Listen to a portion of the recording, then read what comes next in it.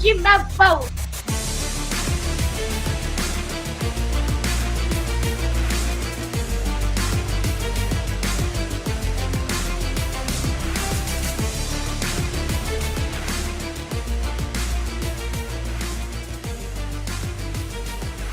Court is in session with Ryan in Sacktown on If You Don't Like That. Now, Ryan in Sacktown. Oh, must be Ryno.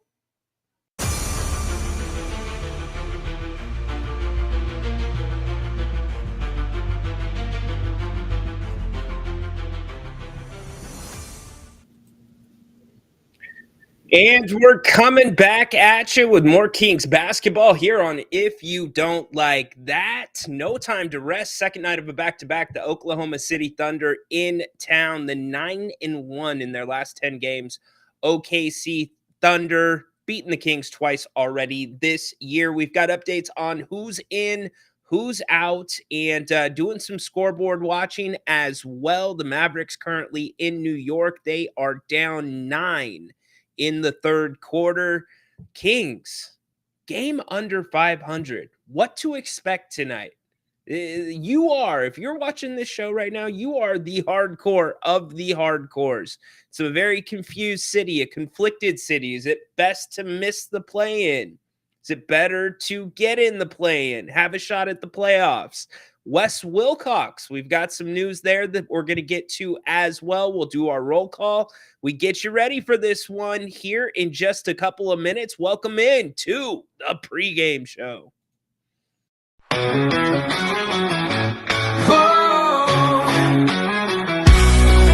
Late nights on the screen, hey, it's Grant and Ryan. We bleed purple, talking hoops, never lying. Sacramento Kings, we rise and we fall. If you don't like that, then you don't know ball. Jerry sitting with the stories of the game, spilling all the truth, driving legends insane. From the Cow Palace days to Arco's roar, this town's heart beats on the hardwood floor. If you don't like that, turn away now. Kings.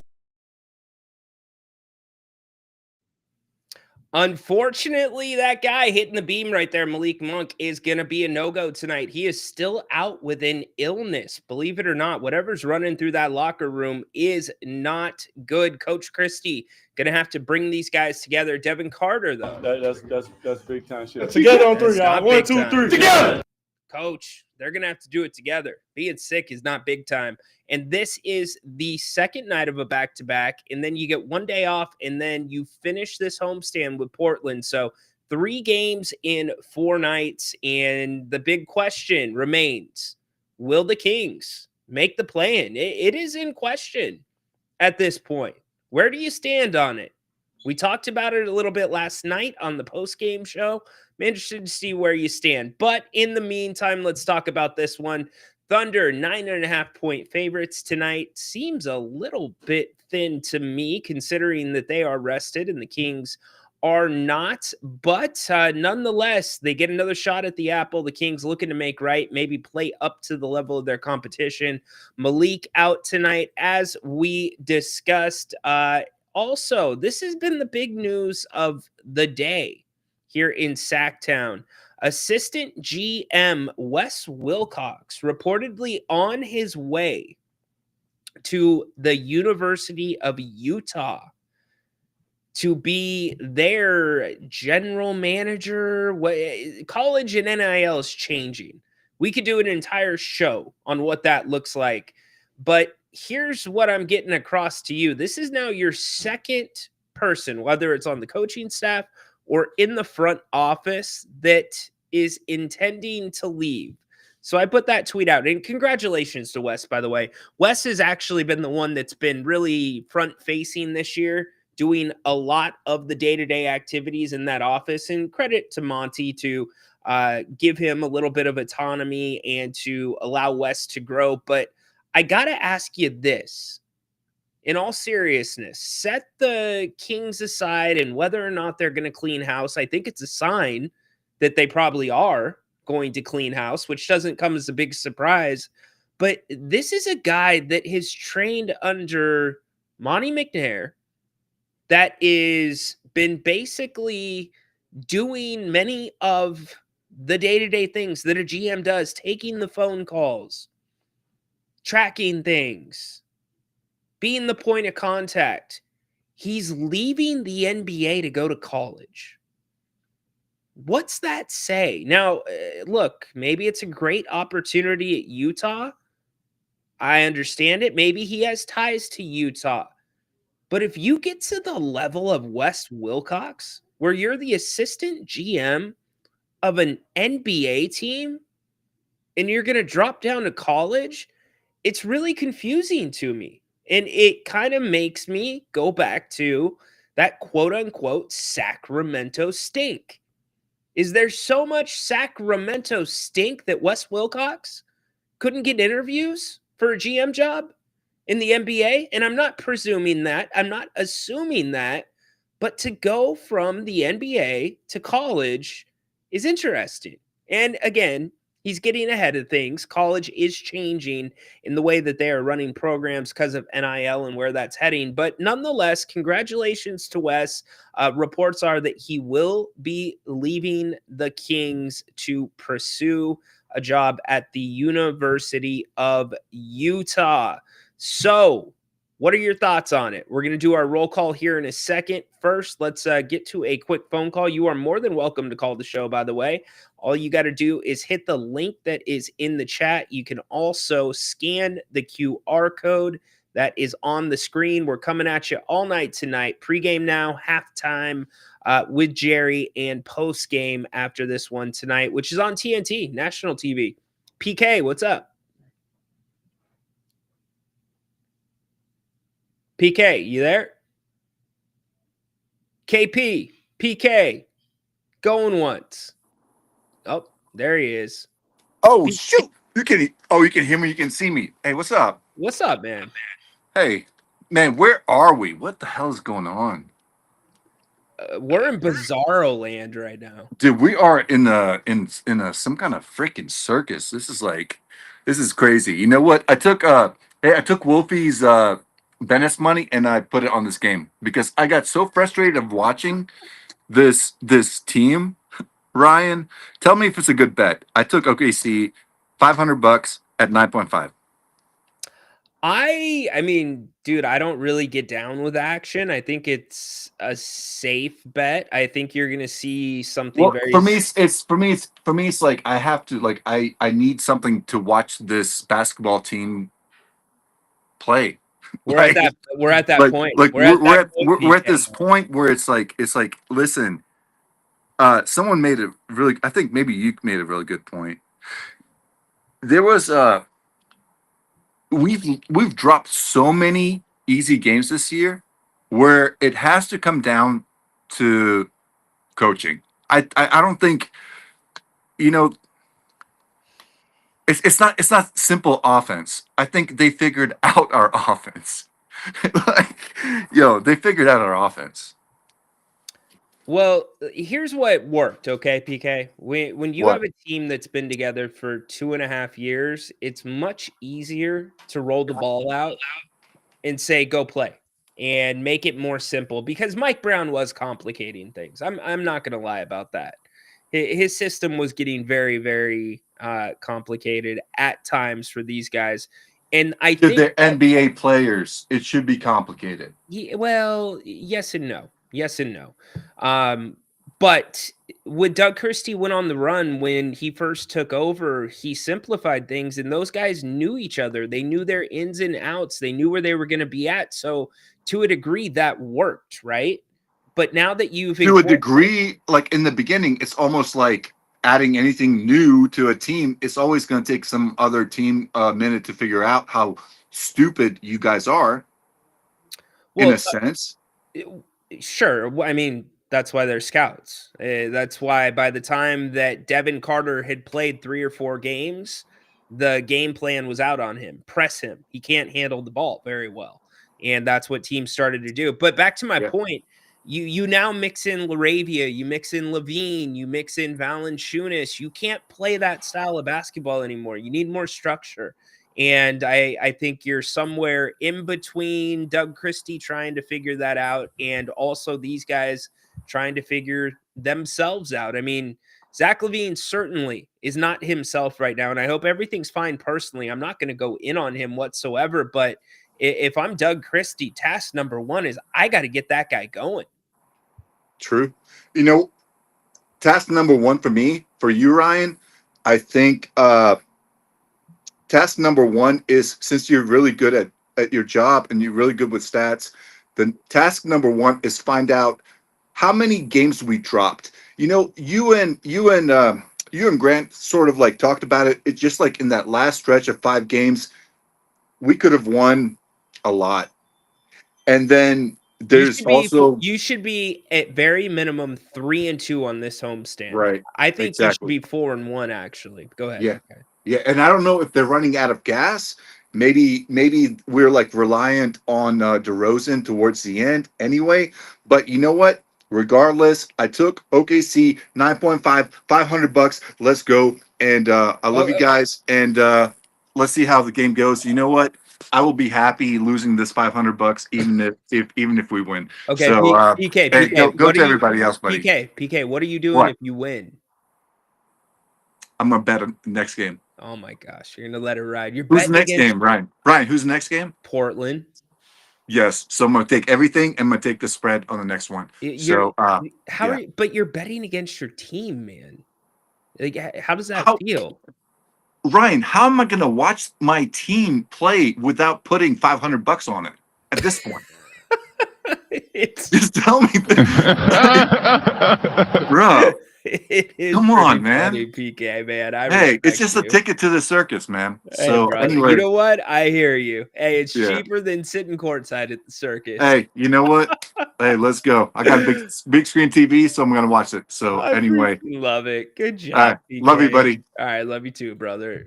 I'm sorry, but look, this show kind of needed that injection into the arm. Normally I'd be like, we're not talking gambling. And I know Nape's talked about some gambling on his 5 o'clock show. Normally I'm not taking that phone call. I am cutting the head off that snake and saying, I don't want to know about your wager. I gave PK a little bit of rope and it ended up being okay. So looks like y'all are getting a kick out of it too. Michael Guerrero, what's up? How are you doing? All right. Doing well, Michael. How are you?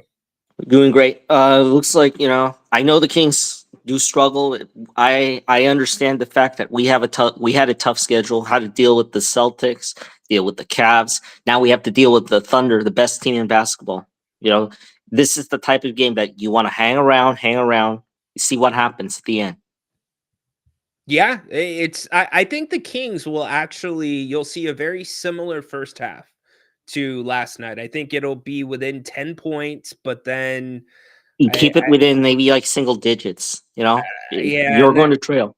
But if the Kings do what they did in the third quarter last night, terrible. Night now, what did they used to say on that game show? You are the weakest link. Goodbye. Or it's just, you can't do it. DeRozan 9 for 24. And this is coming after Keegan Murray and Keon Ellis kind of like spoke up and were like, yeah, we went away from stuff that was working, i.e. both of us. DeRozan was 9 for 24 last night. LaVine was 6 for 16. Keon was 5 of 7. Keegan was 5 of 11. So they weren't playing bad. Domas 6 of 10. Yeah. They're the defending champs. Celtics are defending champs still. Well, yeah.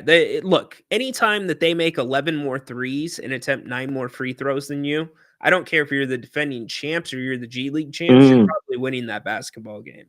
So just a little bit too much to overcome for them. Yeah. In the game against the Thunder, this is the type of game that you have to be just perfect. You cannot make any... it's all about little things. Beating the best team takes little things, even. Yep, 100%. Possession by possession. Shai Gilgeous-Alexander is unguardable. Yeah, I think he will be the MVP for this league this year. I think there's a reason. I think they're 59-12. Yeah, they're 59-12. They are 28-7 on the road. They're good. My goodness, this Thunder is like 9-1 in their last 10. And it's a good learning. It will be a good learning experience for. It's not just the Kings. It's for the rest of the league. You know what it takes. It's a learning experience. No You know, doubt. Hey, Mike, appreciate you, brother. gotta be perfect. You want to Gotta win be against perfect. Thunder. Yeah. Well, hey, PK is going to be pissed if the Kings are perfect tonight, but we'll see. Thanks, Mike. Just right. All right. Good job by Mike.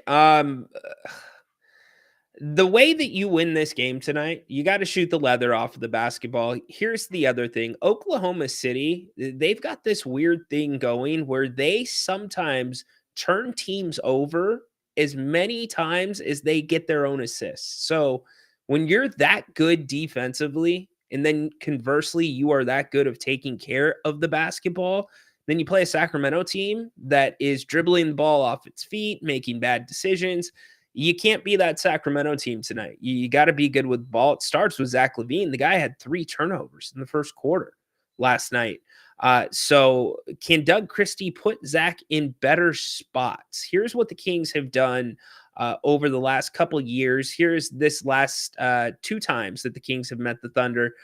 Both times not ending well for the Kings. Most recently, absolutely blown out on their home floor. You know, they played the Thunder decent for the first quarter and a half of the first meeting of the season, that February 1st one. And then there was this long delay in Oklahoma City. I don't know. I think it was a clock issue, but it was a 10 to 12. No, you know what it was? They thought the rim was off balance. They thought the rim was off balance. That's what delayed the game. And so that's when the Thunder just took over from there. But my point being, going back even further, the Kings have played the Thunder actually not too bad over the past few seasons, but this is a different Thunder team now. They go double big with Chet Holmgren and Isaiah Hartenstein. The Kings, how do you combat that? First off, you don't even look at those matchups. You look at SGA. He is a handful. And the Kings are going to have to throw multiple looks at SGA tonight, and consistent multiple looks. I'm not talking about what Doug Christie did 2 games ago, where you do a good job on Kobe White by having Keegan Murray on him, and then you throw Devin Carter on him, and he goes off for 34. You don't do that. This is you throw LaRavia, you throw Keegan, you throw Devin, you throw whoever, maybe a little bit of Fultz at SGA. You got to keep them guessing, and the Kings have to mix in some zone defense tonight. And by the way, to beat a team like this, you got to get to the free throw line more than 11 times. That's all the Kings got to last game. As we look back at some of the previous games between these two teams, we can look at this one. This was the 144-110 most recent one. Not a very good tracker there. And then obviously the 130-109 game there, a little bit better, not as great. You can see the shot charts for both of those. Actually, you can't see the shot charts because I don't have you on that page. So those are the other 2 meetings between these 2 teams. But no doubt, Oklahoma City, the class of the Western Conference. No excuse for them not to get to the NBA Finals this year. None whatsoever. But what about your Kings? Again, I posed this question to you earlier. What camp are you in? Are you in the it's better to miss the play-in camp, or do you want to see this team make the play-in? Or do you not care at all? Or are you just at the point where the only reason you're watching the game is because you're putting a $500 bet on it, like PK? So I want to hear from all of you on that. Speaking of that, let's get to our check-ins. Let's see what everybody's doing. Who is here in the house? We know PK is here. Wolfie, what's up, my man? Zach off the bench. Well, whatever you're going to do with Zach, you got to get him going. It's just very confusing that the Kings can run very fluid offense for 2 quarters, and then for the 3rd quarter, just go stagnant. It's not... There's times when teams adjust, and then there's times that they don't. 2 nights ago or 3 nights ago, there was not much adjusting, and the Kings went stagnant. Maybe a little bit of adjustment last night from Boston. Peyton Pritchard, by the way, what a guy, dude. What a special talent. Domantas Sabonis felt awful about that foul on Jason Tatum where he sprained his ankle. Want to make sure that we note that that was a flagrant one. Speaking of Doug Christie, spoke to the media a few minutes ago. Here's what he had to say. No, I think we're a totally different team. That was team 1. I think this is like team 5. Yeah. So different, but I mean, you learn a lot through many trials and tribulations in this league. So I would be remiss to say that I didn't learn anything. I think we all learned something. You're on the road, you're trying to galvanize, you're trying to fix things on the fly, motivate, problem solve. There's a lot of different things that go into it, but they're a really good team. TC Mike Bibby officially announced as the Sac State men's basketball coach. I'll ask the question again, just your thoughts on it. And then maybe when knowing him personally, when did it kind of say to you that like, hey, he can be a head coach at a high level? I mean, probably when I saw him coaching high school basketball, that he had a passion for it. I mean, when we're all in the locker room playing together, you don't think that. But the mind, the passion, the desire to be good, all those different things are attributes that fall into be a good head coach. Whether that's something that you want to torture yourself and do is ultimately going to be up to you. But I know how Mike gets down. I think he will do everything that he can do to be as good as a coach as he can be at whatever level he's at. And I think that's really all that you can ask. So yeah, super excited for him. Text him, love him. So we'll be coming through, hopefully to see some W's at Sac State, no doubt. And just to follow up on that too, when you look back on your career, including Bobby Jackson, who's doing some assistant coaching right now, has been close to this organization.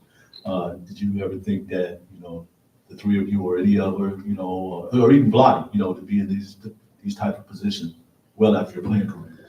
Well, we were all the brains of the organization, so, right?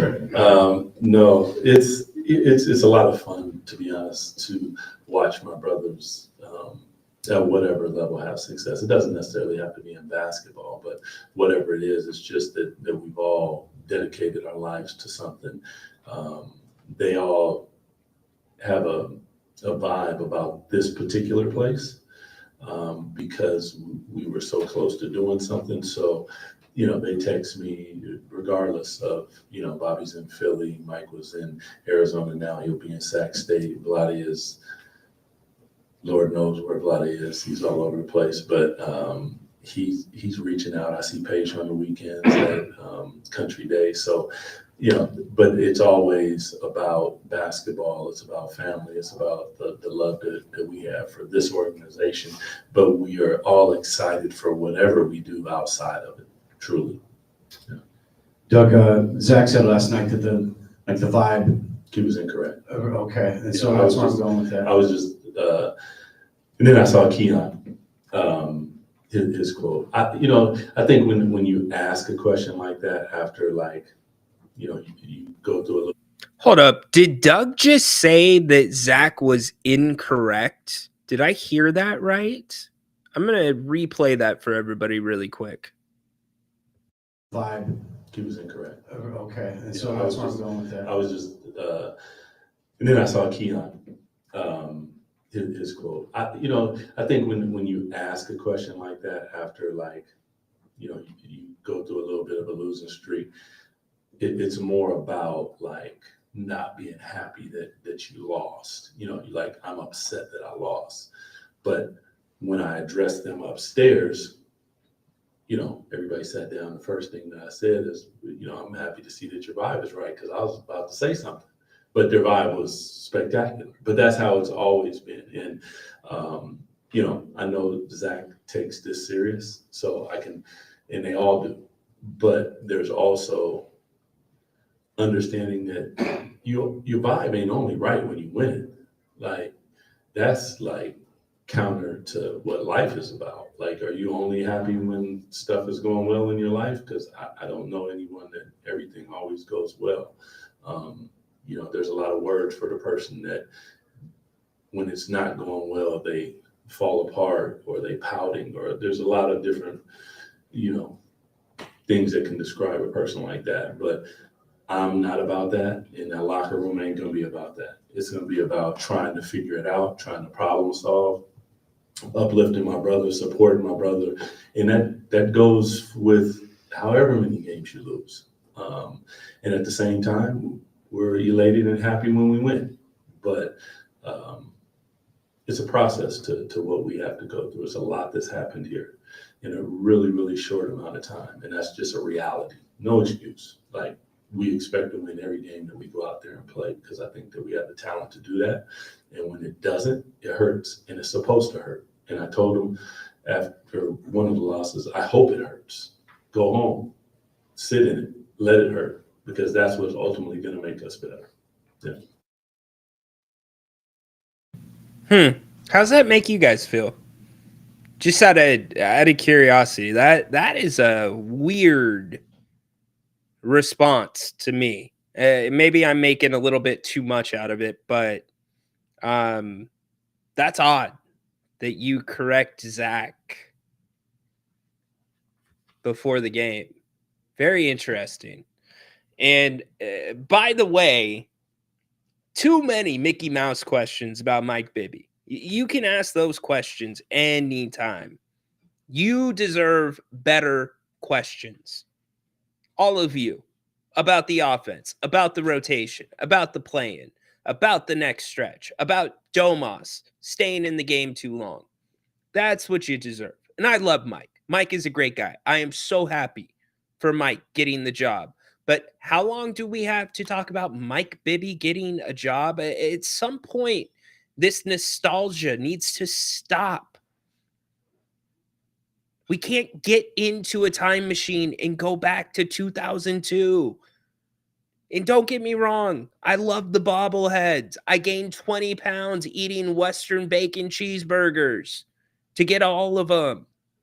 But it's got to stop. It's just something that is just widespread, it feels like, in this organization. Anyways, getting back to tonight, I don't know. What do you guys think the vibe is? I don't think the vibe's good. Now, I haven't heard anything. I have not talked to anybody, but when you have Keon and Keegan say what they said a couple of nights ago, you have Zach come up and say the vibe's not good, and then you have Doug come up and say he's incorrect, and that the vibe is good, you're just disappointed that you're losing. To me, Doug's big on communication. Communication doesn't seem so great right now. I'm not trying to be negative and paint a bad picture. That is just a very, very weird response. If there was ever a time for John Finch to get his favorite drop into the show, now is the time. That just did not make any sense whatsoever. That don't make no sense. Anyways, getting back to the game tonight, everybody checked in. Look, dysfunction. It is a little bit, but we know that. We can't be surprised by it. So I don't want to be up here, being a fear monger and, stirring it up too much. It's just, it's a very, very odd thing to say. So we are I'm still looking at who's in, who's out. Chet Holmgren, according to ESPN, still a game time decision. We know Malik Monk is out. Devin Carter is in. Devin, and also Doug McDermott is going to be available for this one as well. Now we got Portland fan hopping in here. Ryan's going to jump on the Trailblazers bandwagon soon. No chance, my man. Zero chance whatsoever. However, I do love Chad and I support him. So I will be on that bandwagon, the Chad bandwagon. So expectations for tonight. What do you think? I would like to see personally, and I know that Markelle Fultz shot the ball well last night. I would not mind seeing a little bit of Mason Jones tonight if I'm Doug Christie. Why not? What do you have to lose? If Mason's dressing for the game, he can push the ball up the court. I think that would be good. Now, defensively, you can't put them on SGA. That's going to be a problem. But I'm trying everything. If I'm Doug, I am trying absolutely everything. So, Paul, what's up, man? Hey guys, Ryno, doesn't it seem like the Kings slow down the pace in the second half? 100%, Paul. I'm not sure if you just joined, but that's what I was saying just a few minutes ago. It looks great for the first 2 quarters. Ball's moving, guys are getting shots. The passing, Grant made a great point last night. It's something that I've been trying to put out there and explain on my shows. It's not just about the action of the pass, it's actually where the pass is received. Just because it's not a turnover doesn't mean that it's not a bad pass. Ooh, I just went double negative there. So the Kings normally, when they get good passes, your shooters, I'm talking about your Keegan Murrays, I'm talking about your Keon Ellis's, talking about Trey Lyles. You get them a good pass right there in that spot where they want it. More times than not, it is pure. But I challenge you, watch tonight and see how some of these passes are errant, how you're getting one-hand catches, how you're having to reach down at your shoelaces, or you've got to go out to your side. That changes things for guys. And I think part of that is what is fueling some of this bad three-point shooting. Now, you need more three-pointers than the Kings are currently taking. At this point, if you are not going to get to the free throw line, you're going to have to figure a way to get some more threes. But tonight, where it starts 100% is taking care of the ball. If you do not take care of the basketball tonight, it is going to be a long night. And let me remind you, you are on national television tonight. National television. This is your last time on TNT with Ernie and the guys. It's crazy, right? I know that they're supposed to be moving over to a different network, but nuts that this is the last time the Kings will be on TNT. I want to see a good performance on TNT. I want the opposite of It's a complete crap. Complete opposite of that. I want to see them play well. And what's crazy is although they're a game under 500, I said it a few minutes ago, this team should at minimum be 3-2 on this homestand. I think they should be 4-1. So despite all this bad play, the ball slowing down, they're still kind of hanging in there. So let's look at the Thunder. Let's see what they do well. Basically everything is what they do well. They are number one in not turning the ball over. They are so good with the basketball. And look at under that right here.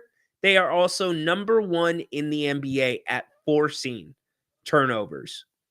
So if you think some of the Zach LaVine miscues, the dribbles off of his foot, the bad decisions, times that by 10 when you have a Thunder team that will capitalize on that all night long. But you've got ones across the board. Number one in the NBA in steals.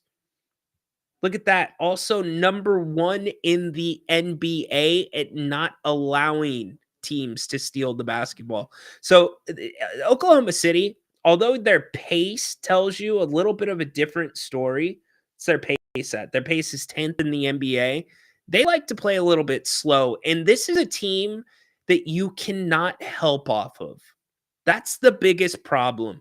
They have roll guy after roll guy after roll guy that can knock down triples. We've seen it with Lou Dort. We've seen it with Wiggins. We have seen it across the board with the Thunder. So the Kings are going to have to do their best to match up one-on-one or at very best mix in some really good zone defenses. Go at SGA. Try to get him into foul trouble. Got to do it. Free throws. They're great at getting to the free throw line. SGA is one of the best personal ones in the NBA. I know their team percentage isn't that great, 27th in the NBA in free throw attempts, but free throw percentage, number one. So the Kings have a major, major uphill task tonight. They are going to have to play darn near a perfect game. Now, I am encouraged by this. Domantas Sabonis looked really fresh last night. The question becomes, how fresh is he tonight? How is he feeling after getting that first run back? I would have liked to see him and the starters pulled out when the Kings were down 20 with 5:42 left. They didn't come out until 2:22. So the highlight for me last night, personally, because it's a guy I've talked about here on the channel a lot, Terry Taylor got in the game.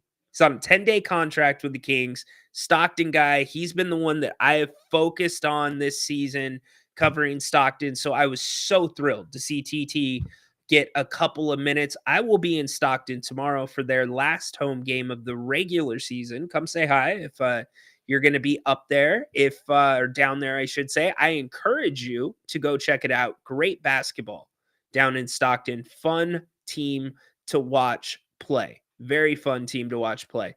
So what are your predictions for tonight? If you're just joining us, we're also talking about the news of Wes Wilcox reportedly heading to the University of Utah.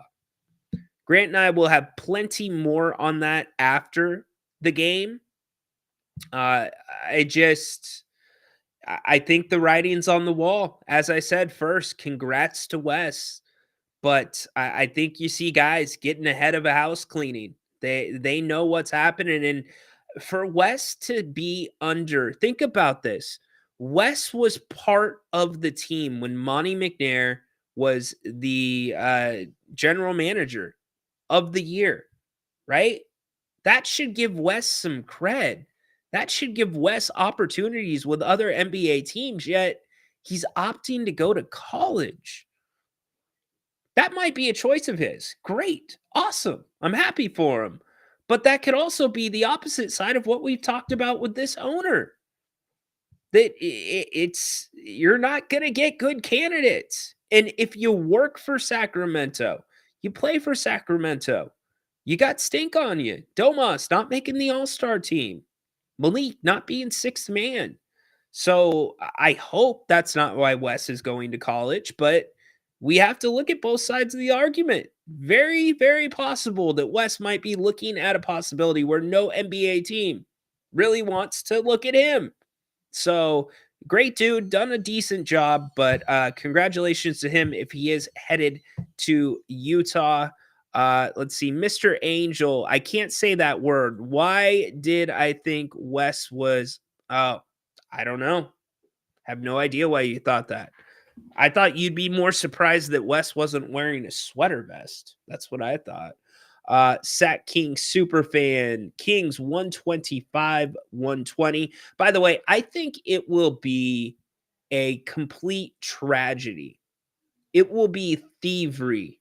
It will be a complete crap if FGA is not the MVP this year. He should absolutely be the MVP of the NBA this year. Malik can't be sixth man of the year. No, but he should have been last year. That's for sure. Let's see. Kings about to get blown out tonight. Hey, there's some. Look at Sack Kings fan. 125, 120. You know, stuff happens. It's the NBA. It's why they play them. You remember last season, the Kings were playing the Thunder. They were without somebody. I want to say it was Sabonis or Fox. And that was the Sasha Vezenkov. You remember the radio ad for him? Sasha Vezenkov. That was the Vezenkov game where Sasha came in, basically went nuts, played the entire fourth quarter, and got the Kings a win. Paul, if Debo and Levine are going 8 for 30 in threes, I'd like to see Keon and Keegan put up 30 if they're on. No doubt. No doubt at all. Let's go back to last night. I'm happy to go back to last night really quick and look at that because it's been one of the more confusing things to me. In fact, as I get emailed these little box score things, which are really handy for me. They're my secret cheat. So that's why I can break it down by the quarter. So if you look at how the game started, I'll just go to the first half. At the end of the first half, this was your shot attempts for the Kings. DeRozan, 4 for 13. Keegan, 4 of 8. Sabonis, 3 of 5. Levine, 2 of 7. Keon Ellis, 3 of 5. Valanciunas, 2 of 3.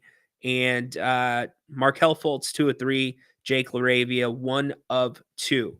Then you go to the third quarter alone. And Paul, that's where it just came off the rails. DeMar DeRozan, how many shots did you take in the third quarter?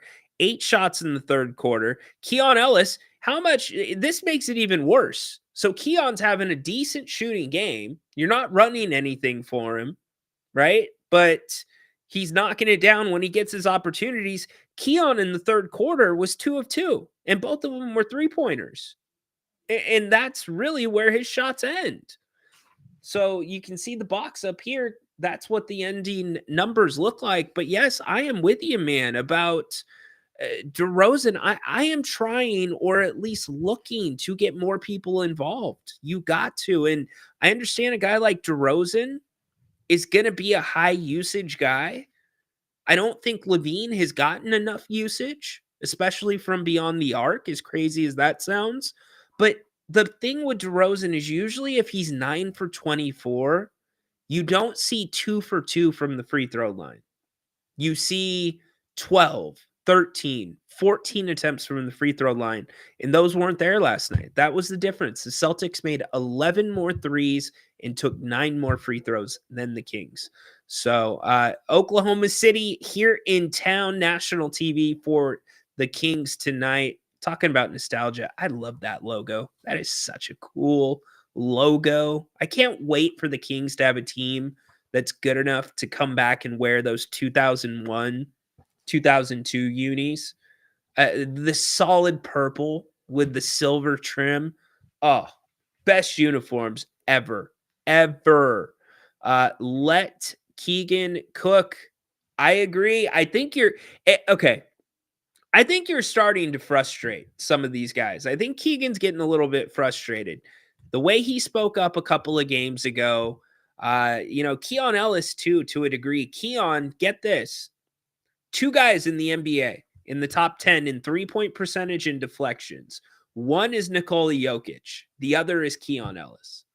And in one of these last 2 games, Keon wasn't even on the floor during the home stretch. And Doug admitted that was a mistake. He should have had him on the floor. Here's the other thing to think about. And I hate to play conspiracy theory guy, but Keon Ellis is going into his contract year next year, only set to make $2.8 million.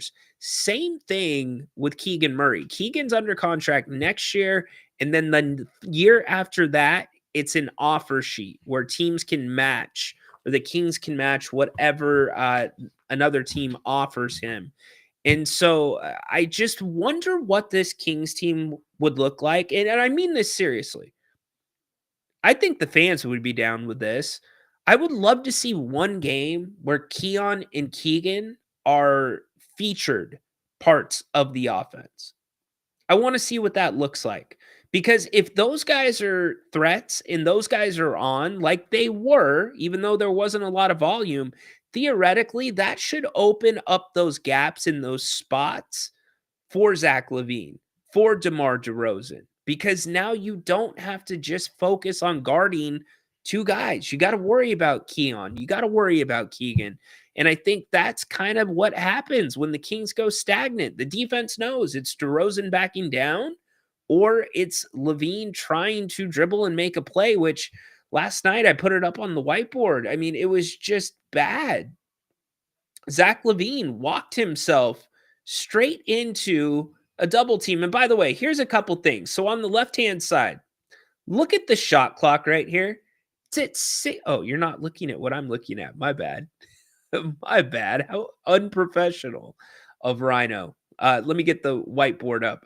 So look at this. Zach LaVine had been dribbling the ball for nearly 12 seconds. Okay. So I just circled this. You've got 6 seconds left on the shot clock. Here's Zach LaVine right here. He had declined 2 screens before this. Zach LaVine decides to dribble himself into a double team. And it's not even just a double team. It's actually a triple team because you've got the out of bounds line. right here. And it was just an easy turnover. It just comes right popping through right there. It's the stuff like that. It's where I need Coach Christie to call a timeout and get this team back into check. So very bizarre stuff going on. Again, if you're just joining us, I'm going to replay what Coach Christie said just a few minutes ago before the game. He was asked about Zach's comments last night about the vibe being off. Here's what Doug had to say. Everybody sat down. The first thing that I said is, "Oh, excuse me, let me go back." No, it's a lot of fun doing something. So, they text me regardless of, Bobby's in Philly, Mike was in Arizona, now he'll be in Sac State. Vlade is, Lord knows where Vlade is. He's all over the place, but he's reaching out. I see Paige on the weekends at Country Day. So, but it's always about basketball. It's about family. It's about the love that we have for this organization. But we are all excited for whatever we do outside of it, truly. Yeah. Doug, Zach said last night that Really quick, let me update this. It's a big deal. The Kings going to get some help. No Aaron Wiggins tonight. No Cason Wallace. Also, no Jalen Williams. Remember, Jalen Williams lit the Kings up for 42 in Oklahoma City. So the Kings getting some help there, but you still are without Malik Monk. Here was Doug Christie on the question that was a little bit confusing to us at the beginning of the show. like the vibe. He was incorrect. Okay, and so that's where I'm going with that. I was just, and then I saw Keon, his quote. I think when you ask a question like that after you go through a little bit of a losing streak, it's more about not being happy that you lost. I'm saying that he was incorrect in saying the vibe was not good. Mr. Angel, you can't hear the sound drop. I'm trying my best. The quality on one of the places we use sometimes is too low, so I've got it boosted as high as I can. I'll do my best to try to find a better one. My man Dirk, keep in mind the Bulls were trying to get off him last year. You're talking about Levine, including a first-round pick for taking him. Yeah, we've got a lot of off season to discuss that. But look, Zach just as easily can break out of this thing. He had a big game a couple of weeks ago. I think you have to make a concerted effort tonight to get him, Keegan, and Keon all going. And you got to find a way to make sure that you are taking care of that basketball. You have to take care of the basketball. Again, I will go back to Oklahoma City's numbers. Look at this. They are number one in taking care of the basketball, and they are also number one in turning teams over. They're number one in steals. They're number one in not allowing teams to steal the ball from them. So that's where it begins and ends for this team. And obviously, second opportunities. You cannot give up second opportunities to this team. They are 20th in the NBA in offensive rebounding. So the Kings need to make sure that it is one and done for Oklahoma City coming into tonight. So what are your scores? How you see this one going? Let me know in the chat. We'll get ready to send you out for the Kings and the Thunder national television. Last time that you are going to be on TNT. How about that? Dirk says Zach's going to have 5 tonight. I don't know about that. Edward, their body language speaks volumes. Zach must play better, or this team goes nowhere. Yeah, I do not. I have not been a fan. You bring up a good point. I have not been a fan of Zach's body language. If you watched the press conference after the game last night, I did not like that whatsoever. Donald, I don't feel confident tonight against the Thunder, even if players are not playing. Look, I think you're going to have a good first half. I really do. I think the Kings will play well in the first half. I think the crowd will get behind them.